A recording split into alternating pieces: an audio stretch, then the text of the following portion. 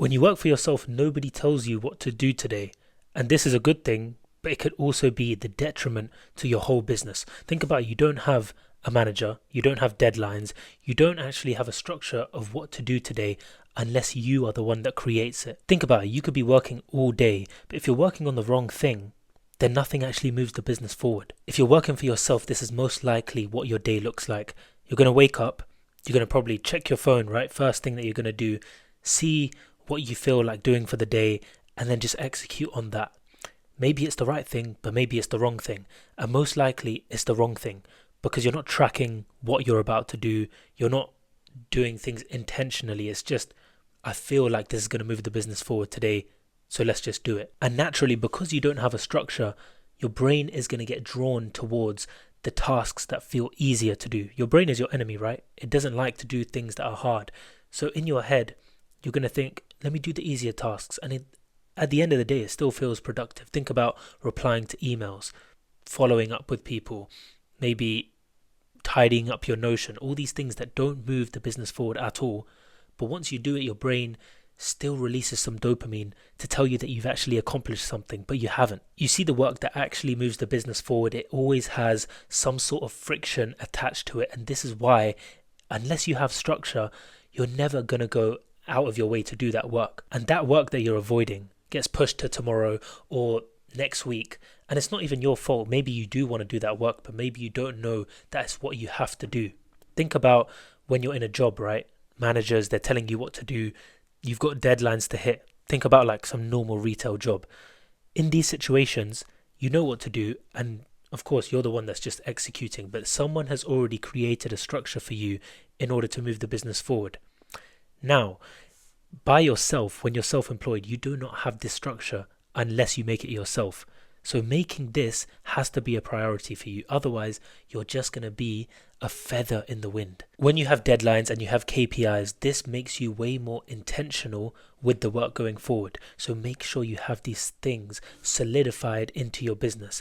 Make it a non-negotiable, because if you don't have these things such as tracking, then you don't actually know what to work on in the first place. Now, you could look at this as a bad thing because no manager is creating structure for you. But of course, you know that no manager is one of the best things in the world. You have autonomy over your own time. But the way that I would frame this is that your employer isn't just a manager anymore. Your employer is directly Allah. When you have a guaranteed paycheck at the end of the month, there's a whole different relationship that you have with Allah, because you know that the money's not coming if you're self-employed. This makes you really internalize who the provider is. Now, of course, if you're in a job, the provider is still going to be Allah regardless. It's not like he's not providing for you in the job. He is the provider in any scenario. But there's just a different relationship and a different cognitive function that happens in your brain when you know that an employer isn't guaranteeing you money at the end of the month. So let's talk about practicalities, right? Because this is all good identifying a problem, but if there's nothing in place to actually help fix the problem, then it's useless. Let's talk about 5 daily prayers first, because everything can structure around these 5 daily prayers. And especially if you do it in the masjid as well, there's a time that is like usually the same every day, and maybe they change it by a few minutes every day depending on when the Jamaat time is. But if you structure everything around this, you have such a good basis for things that you can add into the calendar. If you add those as the blocks first, all the prayer times, everything else that you need to do, the high leverage tasks, by the way, you can just put around that time. When you build your day just around prayer times, there's 2 things that happen. The first is that you have a mental reset that energizes you and brings your focus back every single time you go to the prayer. Second of all, you also have a reminder as to what actually matters within the day, because yes, the work is important and that can also be a form of worship with the right intention. But of course, the second pillar of Islam, of course, you're going to have to prioritize this within your day first. Think about how many times you're returning to Allah within the day. I can't even emphasize the kind of barakah that you're going to get. And it's so hard to emulate this when you're just working a job with an employer. Yes, you can use your breaks to go to the masjid if you can try and if it's close, but it's so much harder than if you're self-employed, because like I said, it's so much more intentional. Now, around the prayer times when you're actually doing work, like maybe a deep work session, you're going to actually have to do work that moves the business forward. Now, like I said before, when you have a manager at a job, they already have the deadlines and the KPIs and all the tracking that they've done in the background for you to just execute. Now you need to create this artificially for yourself. How do you do this? Because your competition, they're doing it and they're the ones that are surpassing you within this game. So what you need is a tracking sheet. A tracking sheet means that all the metrics that you need to take consideration of. So let's say, for example, you have an agency. You would need to know how many leads are coming in, how many calls are getting booked, how many of those calls are actually showing up, and how many of those are getting closed. And of course, within this, there are more metrics that you have to take into consideration. But if you have all of these in a sheet that you can see all the percentages, you can see all the metrics, you can see the KPIs, you have something to work towards. You can actually execute based on data rather than just guesswork. Because if you're just being busy, but nothing that you're doing is actually contributing to the growth of the business, then what's the point? One of the most practical steps I can give you is to use a whiteboard the night before, write down all of the things you need to do for the next day, and make sure you don't sleep the next day until all of those tasks are done. This works for a few reasons. First of all, you doing every task on that whiteboard that needs to get done reinforces in your head that, first of all, you're a man of your word. You actually do things that you say you want to get done, as well as, because it's on a whiteboard and not on your phone, you're not getting distracted by notifications.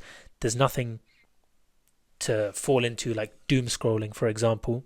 You can't do that on a whiteboard because some people, they track everything on their phone. Like, let's say, for example, you open your notes page and then you start listing out the things you need to do for the day. It's better than not doing it at all. But let's be honest, once you're on the phone and once you open the notes page, there are other things that can distract you.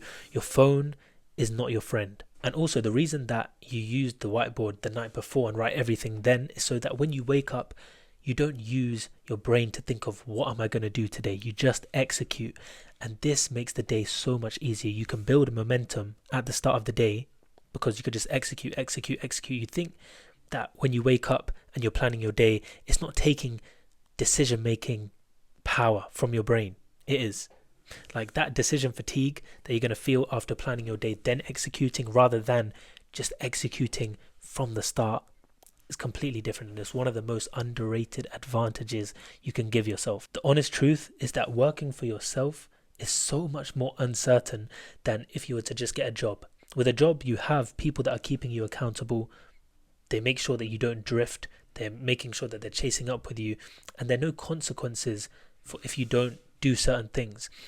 When you're working for yourself, of course, you know that there's no guaranteed pay at the end of the month. And also your competition could be like smoking you basically, because they could be tracking what they're doing. They could have structure to their day. And if you don't, you're going to be left behind. And yes, you won't have that pay at the end of the month.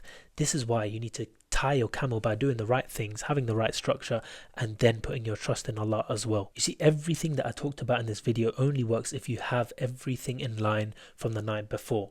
So the task list and the whiteboard and the clarity that you wake up with, all of these need to be in place in order for the day to run smoothly.